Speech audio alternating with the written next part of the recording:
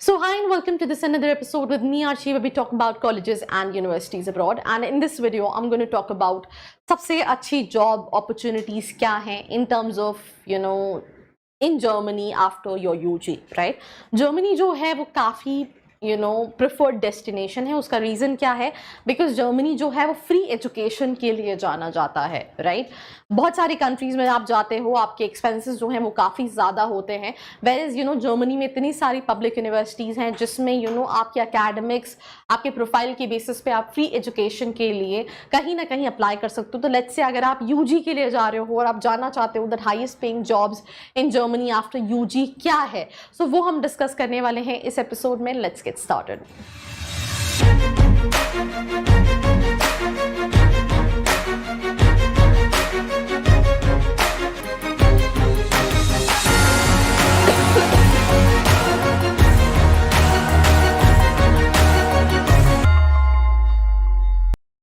So first of all आपको ये समझने की ज़रूरत है कि हम यहाँ पे देख रहे हैं highest paying jobs in Germany after your UG.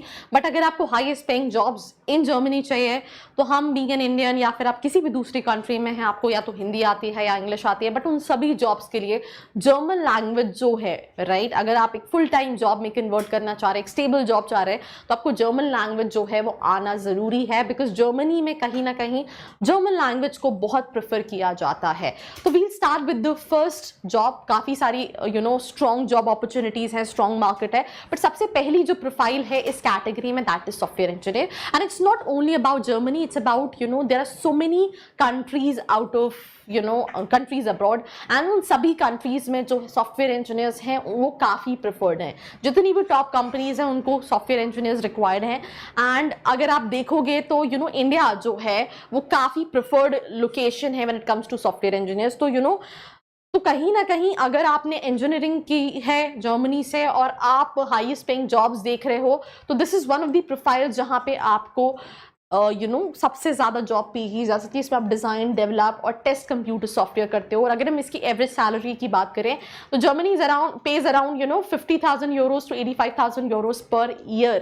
That is the average salary of a software engineer. So that's basically the kind of profile what you can work for. अगर आप UG के बाद highest paying jobs देख रहे हो तो एक engineering ऐसा option है जिसको आप opt कर सकते हो. जो दूसरा highest paying job option है that is management consultant. I'm talking about management consultant. It is not specific to software, it is not specific to marketing, it is not specific to finance. बहुत सारे domains हैं, right, जिस पे आप as a consultant काम कर सकते हो, जहाँ पे आप organization को advise कर रहे होते हो. और जर्मनी में इसका जो average pay scale है वो 50,000 से 90,000 euros जो है वो per year है. इस average package पे आने के लिए I have few of my friends who are there in Germany. कई सारे लोगों को इवन सालों लग जाते हैं.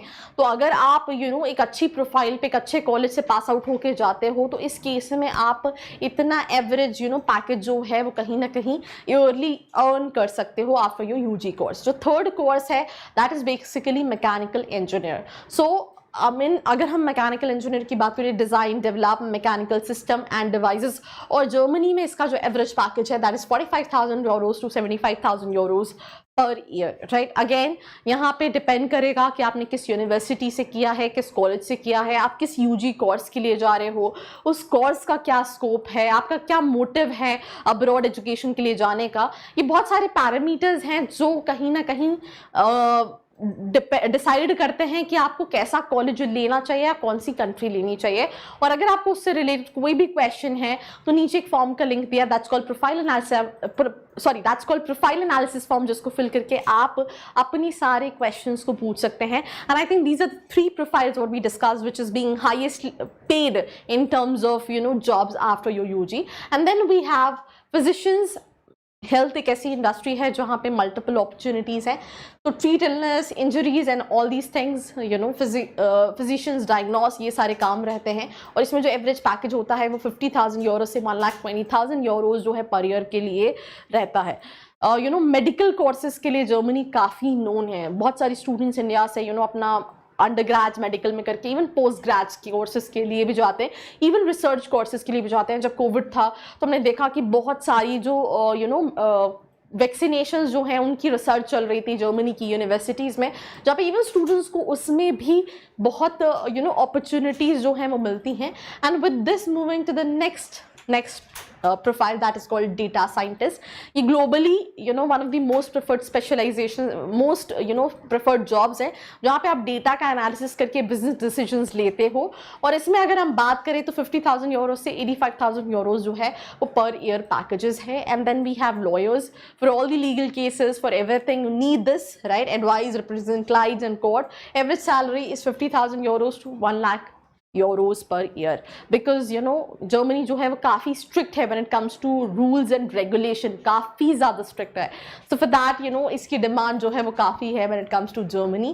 And then these are the few jobs, few profiles जिनकी salary जो है काफ़ी अच्छी है. Then उसके बाद बहुत सारी और चीज़ है. Salaries can vary depending on factors such as industry, location and experiences also. So that's pretty much about this episode. Do not forget to like, share and subscribe. I hope you like this video. For more such videos, keep watching our channel And do not forget to like, share and subscribe.